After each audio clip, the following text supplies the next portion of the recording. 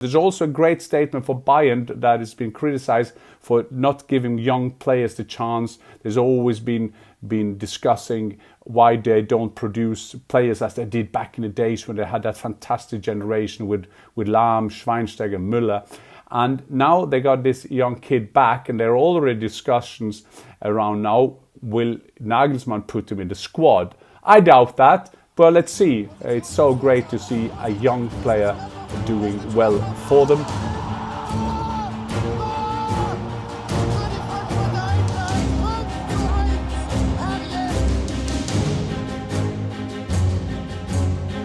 Hi and welcome to the starlet channel. I'm your host Markus Fjørtoft, and I usually say, as always, joined by Jan Fjørtoft, but Dad, he is in Frankfurt as we speak, trying to make schedules match up, so to speak, but he's there in Frankfurt for meetings, for the Pokal game against Borussia Dortmund, but we will have him coming in on a recording from Eintracht, giving him his thoughts on Eintracht Frankfurt, obviously, and Bayern Munich, and their Wonderkid, Lennart Karl. We're going to do a little quick summary of the match day 8 and a few talking points, and we'll go straight into it with RB Leipzig against Augsburg. Augsburg playing at home under Sandro Wagner, was under pressure, got a few wins to relieve himself of it, but a 6-0 thrashing at home, 15th, 3 points above the drop, the worst defense in the league, 2.5 goals conceded per game, and the lowest chance creation. Remember, Sandro Wagner was brought in to give Augsburg a new look offensively. They were stronger defensively under Jes Torup. Wagner was brought in, giving them a new identity, but there has been very little to see so far. Gone through supposedly an easier run of games as well. Now, with looking up towards the next games as well, there's some really tough games coming up. Benjamin Weber, the sporting director for Augsburg, said, we will stick with Sandro Wagner until it works. And I don't know how comforting that is for them. A complete turnaround for RB Leipzig, considering that 6-0 defeat against Bayern Munich on that first match day. But since then, won everything all but that draw away to Dortmund, where they were the better team. But Ole Werner really been able to make this team gel. He was criticized a lot at Bremen for not integrating enough younger players. But what we're seeing now is a RB Leipzig team that are finding themselves into perhaps the identity that we have tend to associate with RB Leipzig. You have that trio there of Nusa, of Jan Diomande. You have Romulo there as the central striker, and then you have Bakayoko as well in there as well. You have a blistering attacking force, so to speak. All three scored against Augsburg. Super dynamic, interchangeable, fearless. Jan Diomande, 18 years old, a goal, 2 assists. They reportedly value him at 100 million euros. Performances like that obviously show why Werner really got this team going, second behind Bayern. And it would have been interesting to see at this point in the season if they had played Bayern. Not to say that Bayern aren't going to win the league, which they more than likely will, but other than a first game match day, so to speak, where the team's still very young, still trying to settle under a new coach.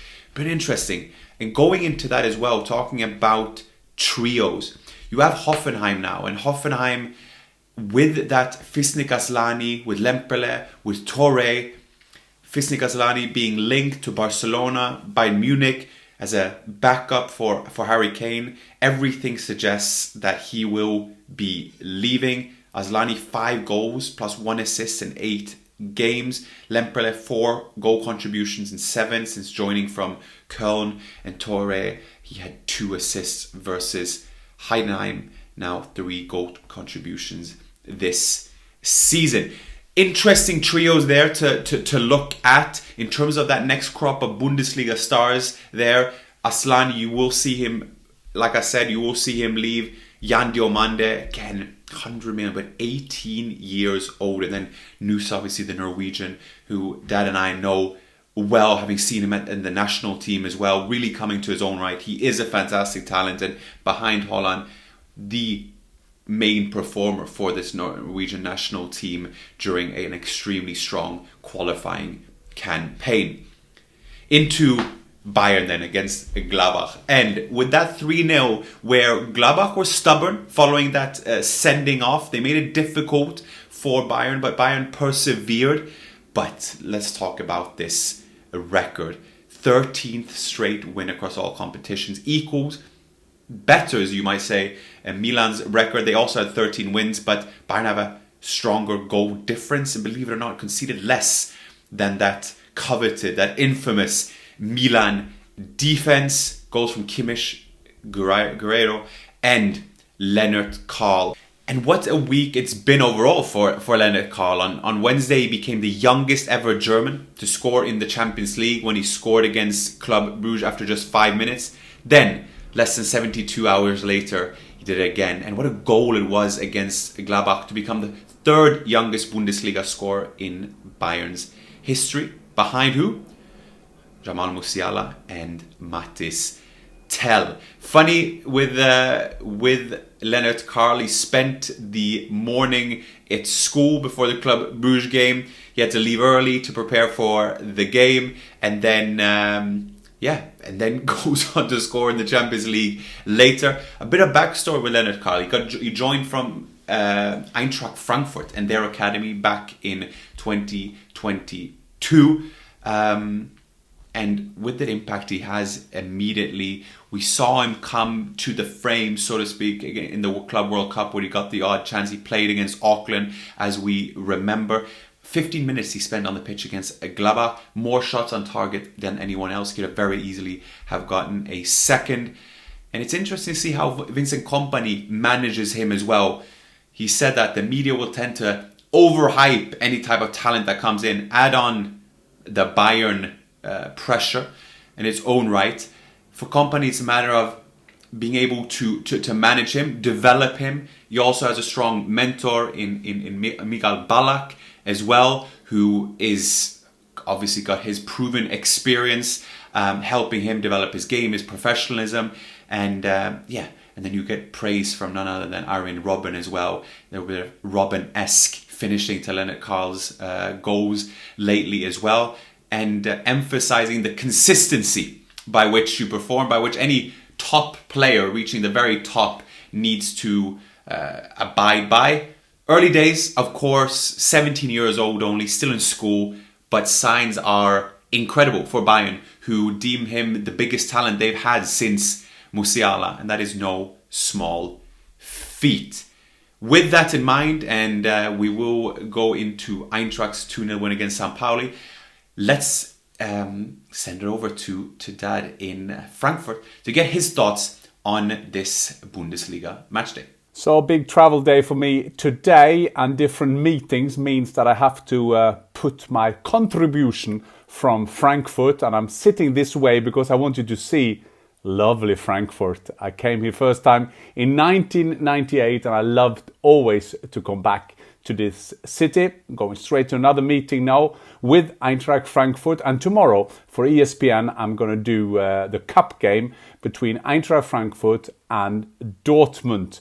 And Eintracht Frankfurt, after conceding goals for fun, remember Eintracht Frankfurt, there's only Bayern who scored more goals than them, and nobody conceded the goals. I think it's 23 goals in 6 games they conceded.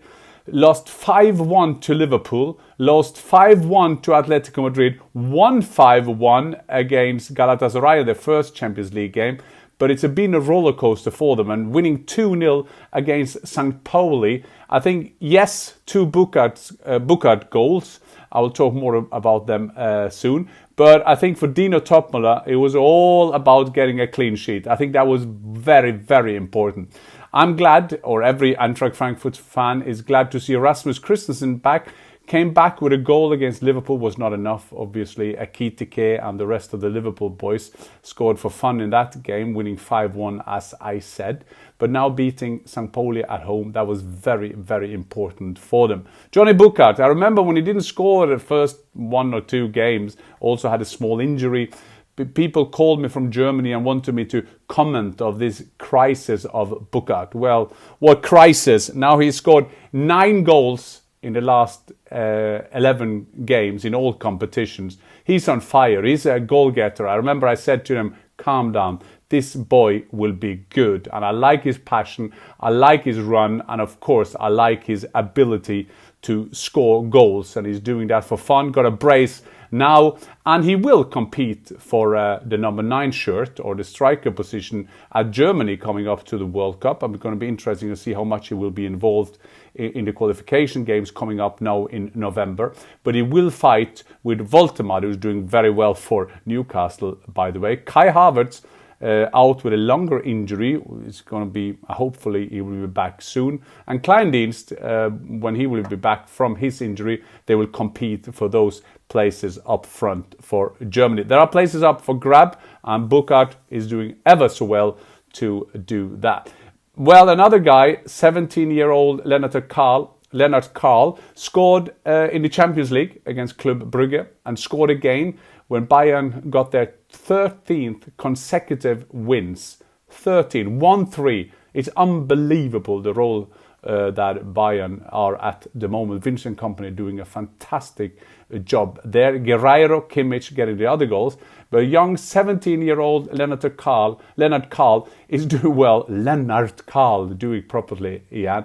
He's making a statement. There's also a great statement for Bayern that has been criticized for not giving young players the chance. There's always been discussing why they don't produce players as they did back in the days when they had that fantastic generation with Lahm, Schweinsteiger, Müller. And now they got this young kid back, and there are already discussions around now, will Nagelsmann put him in the squad? I doubt that, but let's see. It's so great to see a young player doing well for them. Bayern, I mean, will they be champions before Christmas? We always joke about that. But the way they play now, so disciplined, so much energy, so concentrated in the games, it's hard to see who could beat them. I mean, Dortmund came close with that 2-1 the round before this one, but still Bayern were the dominant force. So this was me from Eintracht Frankfurt, meaning Frankfurt, the city, the finance metropole called Frankfurt. So, till next time, auf Wiedersehen. Yes, and that was Dad touching upon both Eintracht and Bayern and Lennart Karl, of course. And for Johnny Burkardt, 6 goals in 7 in the Bundesliga, 3 goals, 1 assist and 3 in the Champions League. Mind you, he didn't start against Liverpool, which was an interesting choice by Topmüller. He looks like a real candidate, like that said, for that Germany squad. They have Havertz, they have Woltemade, who's made Newcastle fans forget Alexander Isak. Respect for that. You have someone like Tim Kleindienst as well. He's been injured, long-term injured for Gladbach. Remember when he was playing, has a pretty good games to goal ratio for Germany. It'll be interesting to see who fights for that spot. As of right now, you can see Woltemade. However, Woltemade could perhaps go in the 10. He could go behind, and then you have a Burkardt in front. But Burkardt, there's something old school, little vintage about him. You know what you get. He knows the league well. It's another very shrewd signing by Eintracht Frankfurt, and provides that. Well, he has the smartness in the box. He has the finishing, and then obviously the experience as well in the Bundesliga. Going into another top team who had to bounce back following that 7-2 loss to PSG, Bayer Leverkusen beating Freiburg. Freiburg unbeaten in 8, I believe. So one of, if not the strongest performance from Leverkusen this season. What you see now also is a pretty strong back 3 there. You have a Tapsoba, a Logbade, a Kwanzaa. You've gotten those right. Grimaldo performing in his own right, the Spain international. I think with the added leadership in mind, the elevated role he's had within that respect, but also from a goal contribution standpoint, domestic unbeaten run extended to 10 games, recording a 4th straight league win. Ernest Poku scoring the goal, and then there was the Tapsoba win with the header from Grimaldo's corner, and then Freiburg's Leinhardt saw red late on. Again, Grimaldo, 1 assist, multiple chances created, 12 kilometers covered. And yeah, Grimaldo again putting himself into the fore as one of the fullbacks. And we remember that after that strong season a couple seasons ago, that undefeated season for Leverkusen. Wow, the performance he's put in. And bear in mind, after that PSG game. Now, Stuttgart against Mainz. Interesting, Stuttgart replaced 10 of their players who played against Fenerbahce against Mainz. On one hand, credit to Stuttgart, a chance there from Hannes, a big chance, but all the more to consider from Mainz's perspective. 2 wins in 17 games it's been for Mainz. It wasn't the prettiest of wins, and the winning goal came rather ugly, so to speak, and that's not my words, but Dennis Undav's words. Stuttgart sit 3rd, Mainz 16. Remember how they took the Bundesliga by storm last season under Bo Henriksen. Not so much anymore. Also worth noting, Bremen beat Union Berlin on the Friday. Marco Grüll with an excellent finish to put them, or to give them, the 1-0 win in the 75th minute. Bremen up to 7th. Union drop to 10th with just 1 win in 5. Bremen with Boniface showing promise up there up top. We know his quality, and then it's just the output. He will not last 90 minutes either. You have someone like Keke Top behind him who will be keen to take advantage of that chance as well. But there's been murmurs of him leaving. We will see with that. And then that leaves us with the last 2 games. It is Wolfsburg beating Hamburg. Now, Hamburg were by far the best teams, 27 shots for Hamburg, but Wolfsburg get the win. I don't know how much you can take of positive signs from that game nonetheless for Wolfsburg. I think Wolfsburg have been really poor this season. A lucky win, and of course there's some days you play well and lose, and sometimes you play less well and win, and such is the nature of football. But Wolfsburg not on a very promising trajectory as such. And that leaves us with the last one being Dortmund, who beat Köln late on. Maximilian Bayer with the 96th minute winner to keep Dortmund right up there. And then you have those 2 teams then chasing Bayern, but it will very much be the case of a best of the rest. Leverkusen there, Dortmund up top, Stuttgart coming into their own right as well. Interesting, match day 8 concluded. We have Pokal games coming up, and then big test for the German teams in the Champions League, and for Bayern, who are now establishing themselves as the team to beat in Europe, playing both PSG and Arsenal. And what a game that will be to see how they can test themselves against the very best. That is what Harry Kane has been brought in for. Luis Diaz to some extent as well. Can Lennart Karl have an impact? It'll be interesting to see. It would be fun to see Bayern prove themselves against the very best teams. And right now, they probably are. They are playing at a state of dominance, which the Bundesliga has seldomly seen. And could they replicate the invincible season that Leverkusen had? Well, I think the chances are very strong for that.